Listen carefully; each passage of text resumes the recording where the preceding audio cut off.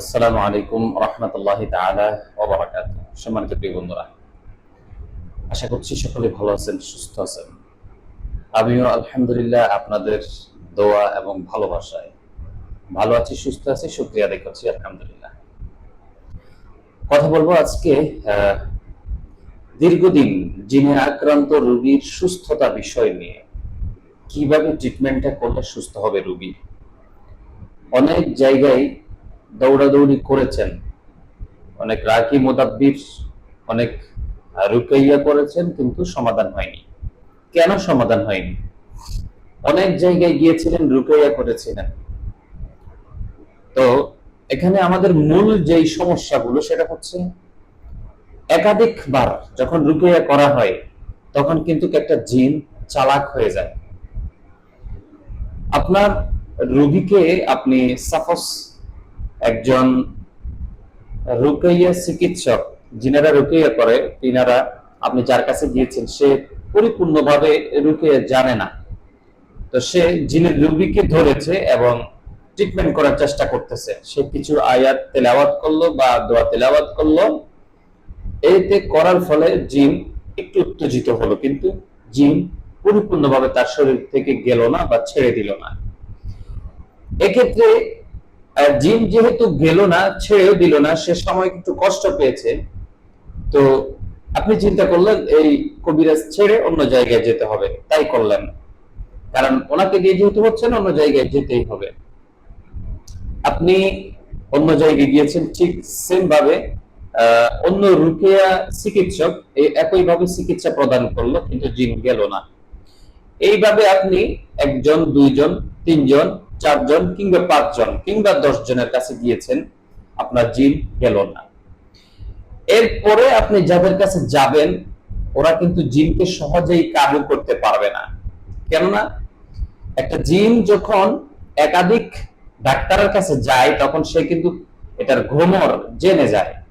তখন কিন্তু তাকে যত প্রকারই শাস্তি দেওয়া হোক না কেন, শাস্তি তার শরীরের সাথে ম্যাচিং হয়ে যায়, মানানসই হয়ে যায়।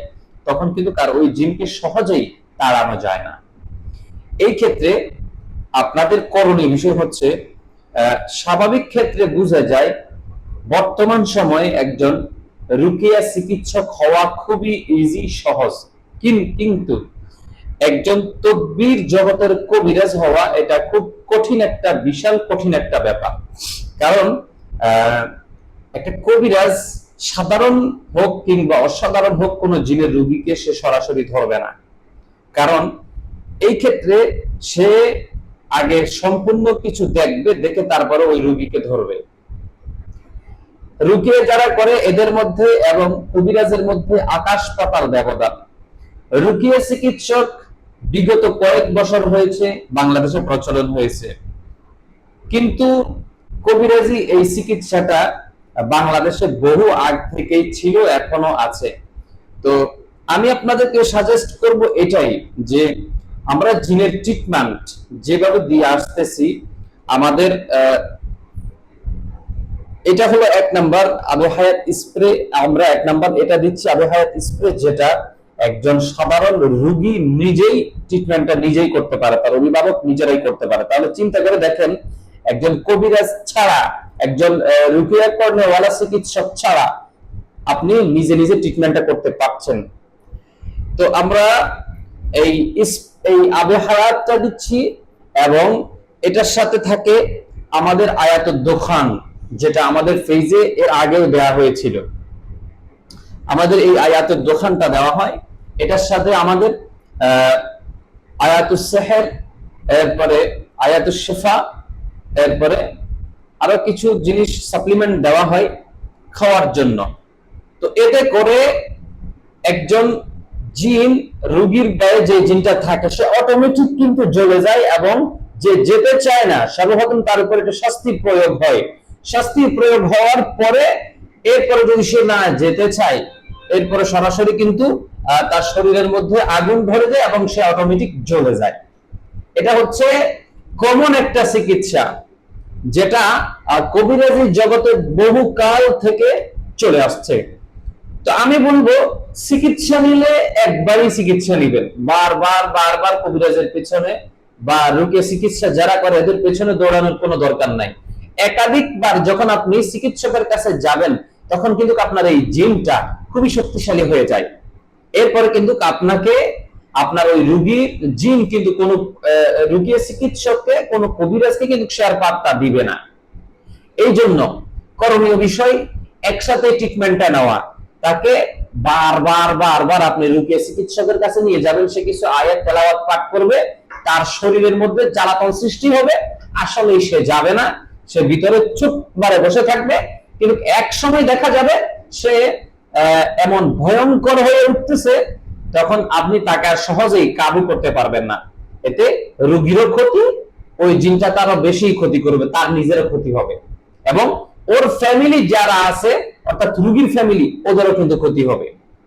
এই জন্য যারা আমার কাছ থেকে জিনের ট্রিটমেন্ট সম্পর্কে জিজ্ঞাসা করতে চান, আমি তাদেরকে বলবো চিকিৎসা যদি একাধিকবার করে থাকেন তাহলে খুব শক্তিশালী ভাবে ট্রিটমেন্টটা করার চেষ্টা করবেন, এবং আমাদের নাম্বার 01820539623 এই নাম্বারে যোগাযোগ করবেন। আমাদের সাথে কথা বলে আমাদের সাথে যোগাযোগ না করে কেউ আমাদের অফিসে আসার চেষ্টা করবেন না। আসলে আপনাকে ফিরে যেতে হবে, কারণ আমরা নির্দিষ্ট কোটায় নির্দিষ্ট সিরিয়ালে আমরা ট্রিটমেন্ট করতেছি, তদবির করতেছি। হ্যাঁ, আমরা অতিরিক্ত রোগীদের সিরিয়াল এই জন্য নিচ্ছি না, কারণ অনেক রোগী আছেন যারা খুবই ইমার্জেন্সি ভাবে ট্রিটমেন্টটা নেয়। তা আমরা ওদের জন্য অনলাইনের সুব্যবস্থা রেখেছি যে ইমার্জেন্সি ভাবে যেন করতে পারেন, দেশে বিদেশে সব প্রকারই করতে পারবেন। আমাদের এখানে সিরিয়াল ছাড়া আসা যাবে না, কারণ পূর্বের সিরিয়ালের রোগী বা লোক যারা আছে এদেরকে আগে প্রায়োরিটিটা বেশি দেওয়া হয়। ইমার্জেন্সি ভাবে আপনি অফিসে চলে আসবেন, ওইভাবে চিকিৎসাটা দেওয়া হবে না, কারণ অন্য রোগী বসে থাকবে। একজন রোগীকে দেখতে গেলে আধা ঘন্টা 45 মিনিট সময় লাগে, তাহলে চিন্তা করেন একদিনে কতটা রোগী দেখা যায়। সর্বোচ্চ যদি দেখা যায় একদিনে 10-15-20টা রোগী দেখা যায়। আমিও তো মানুষ ভাই, রোবট না, আমারও খাওয়া দাওয়া, নামাজ ইত্যাদি ইত্যাদি অনেক কিছু আছে। এই জন্য অনেকে বলে হুজুর আপনি অহংকার করেন। না ভাই, আমি অহংকার করি না ভাই, সময়ের প্রতি আমি মূল্য দিচ্ছি, সময়ের দাম দিচ্ছি, সময় অনুযায়ী আমি কাজগুলো করার চেষ্টা করতেছি। এই জন্য কোটা আকারে কাজ নিচ্ছি। আর আমাদের পেমেন্ট সিস্টেম বিষয়েও আমি বলেছি যে আমাদেরকে দুইটা নাম্বার দেওয়া হয়, একটা আমাদের অফিসিয়াল নাম্বার অর্থাৎ আমার পার্সোনাল নাম্বার, একটা বিকাশ নাম্বার দেওয়া হয়। বিকাশ নাম্বারে টাকা দেওয়ার পরে স্ক্রিনশটটা আমার যে পার্সোনাল নাম্বার দেওয়া হবে ওই পার্সোনাল নাম্বারে স্ক্রিনশটটা দিয়ে দিবেন, তাহলে আমি কনফার্ম হব আপনার টাকাটা দিয়েছেন। কারণ হাজার হাজার রোগীর ভিড়ে আপনার মেসেজটা আসলেও আমি হয়তোবা দেখতে পারবো না। এই জন্য এই আপডেট ব্যবস্থাটা আপনাদের জন্য আমি রেখেছি। আশা করি আমার আজকের এই ভিডিওটা আপনাদের খুবই উপকারে আসবে। বিশেষ করে জিনের চিকিৎসা করাবেন একবার, একাধিকবার করালে ওই রোগী সহজে সুস্থ হবে না। এমন জায়গায় নিতে হবে যেই জায়গায় নিলে পরে আপনার কাজ হবে, লাভ হবে। শুধুমাত্র আপনি ভিডিও দেখছেন যে অমুক হুজুর ভালো, অমুক হুজুর ভালো, অমুক হুজুর ভালো না, আগে তার মাথা থেকে পাও পর্যন্ত সবকিছু আপনি নির্ণয় করবেন। এক কথাই বললাম, অথবা যেইভাবে আপনার কাছে ভালো লাগে একজন লোককে নির্ণয় করার জন্য আপনি ওইভাবে তাকে নির্ণয় করবেন, তাহলে ইনশাআল্লাহ আপনি বুঝতে পারবেন একজন লোকের মাপকাঠি তার কথাই, তার কথা শুনলে এটার মাপকাঠি চলে আসে কিভাবে কি হবে।